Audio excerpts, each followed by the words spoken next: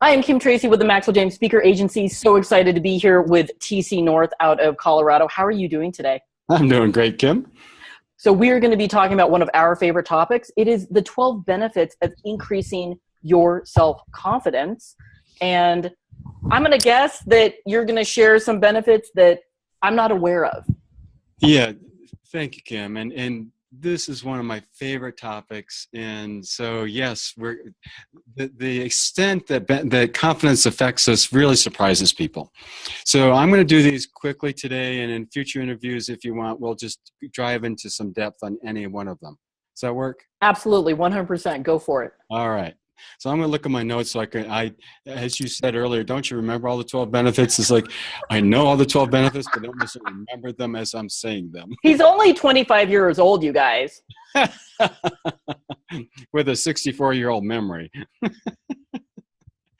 So number one is being your best under stress. And this is really important. I've worked with people who are amazing and best in the world at what they do. And what people really want confidence for is to have it when it counts. Mm-hmm. And so I want to start with probably the most important one, which is increasing your confidence allows you to be your best when you're under stress, when it counts the most, Kim. And the second one is when you're more confident, you're more able to influence others.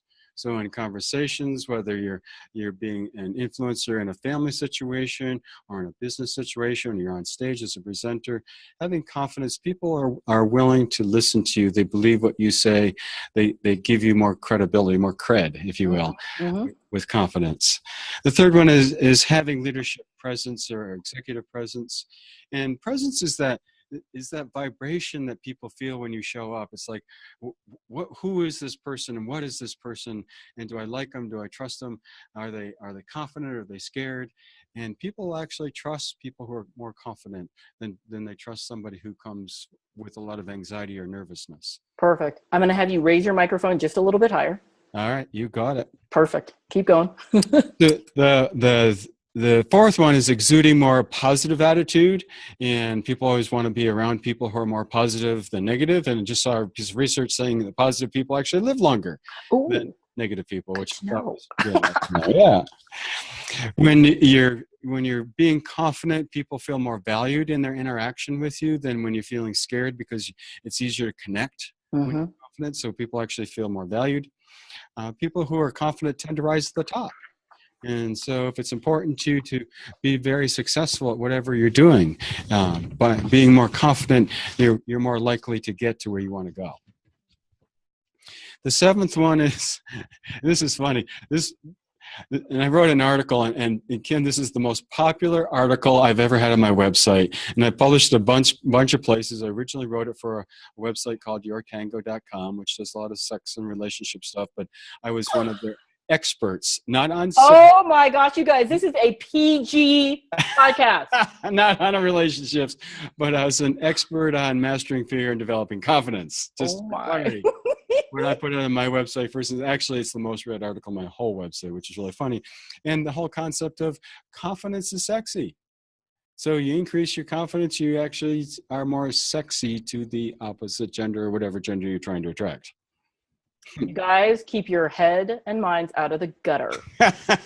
Going on to number 8. All right.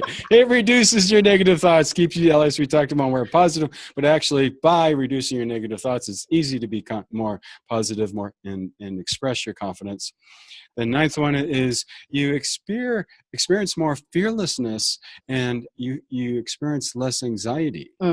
And so that's really important to most people I've worked with, is they want to reduce their fears, they want to reduce their anxiety, and they really want to have a sense of more fearlessness, as long as it's a rational level of fearlessness, not a reckless level. Does that all work for you, Kim? It does. All right. The 10th one is to have greater freedom from social anxiety. Social anxiety is the fear of being with others and the fear of expressing yourself, the fear of being in crowds.